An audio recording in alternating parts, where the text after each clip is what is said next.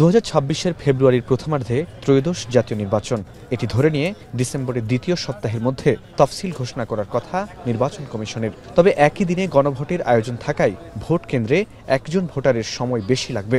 সময়ের মধ্যে সব ভোট শেষ করতে তৈরি হতে পারে শঙ্কা। গত শনিবার মক ভোটিংয়ে সেই চ্যালেঞ্জই লক্ষ্য করা গেছে। রোববার বিকেলে বিভিন্ন মন্ত্রণালয় ও বিভাগের সাথে নির্বাচন কমিশনের মতবিনিময় ও প্রাক প্রস্তুতি সভা অনুষ্ঠিত হয়। বৈঠক শেষে ইসি সচিব আক্তার আহমেদ জানালেন, ভোটের সবার অংশগ্রহণ নিশ্চিত করতে ভোট কেন্দ্রের গোপন কক্ষে 2টি বুথ রাখার প্রাথমিক সিদ্ধান্ত গ্রহণ করা হয়েছে। গণভোটের 4টি প্রস্তাবনা নিয়ে আগে থেকে প্রচারণা চালালে সময় কম লাগবে।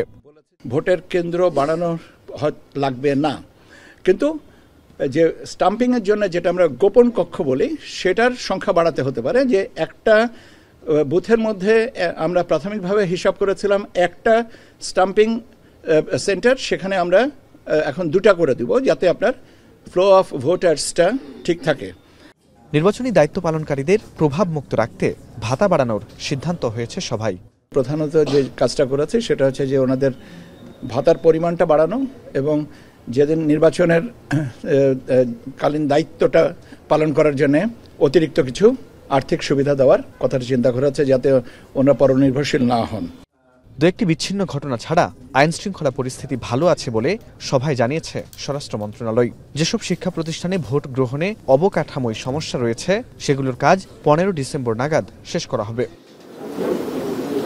এদিকে পোস্টাল ভোট বিডি অ্যাপে প্রবাসী ভোটারদের প্রায় 93,000 ইতোমধ্যে নিবন্ধন করেছেন। এছাড়া সরকারি চাকরিজীবী, আইনি হেফাজতে থাকা ব্যক্তি এবং নির্বাচনে দায়িত্বরতরা যেন ভোটে অংশ নিতে পারেন সেজন্য আরেকটি অ্যাপ চালু করার কথা জানান ইসি সচিব। যারা অ্যাপটা ডাউনলোড করেননি ডাউনলোড করেন, যারা অ্যাপটা ডাউনলোড করেছেন তারা নিবন্ধন করেন, সো দ্যাট আমাদের এই প্রবাসী ভোটারদের সংখ্যাটা একটা আরও ভালো হয়। যারা এখন পর্যন্ত পোস্টাল অ্যাপে নিবন্ধন করেননি তাদের দ্রুত সাড়া দেওয়ার আহ্বান জানিয়েছে কমিশন। ফরহাদ বিন নূর, এখন, ঢাকা।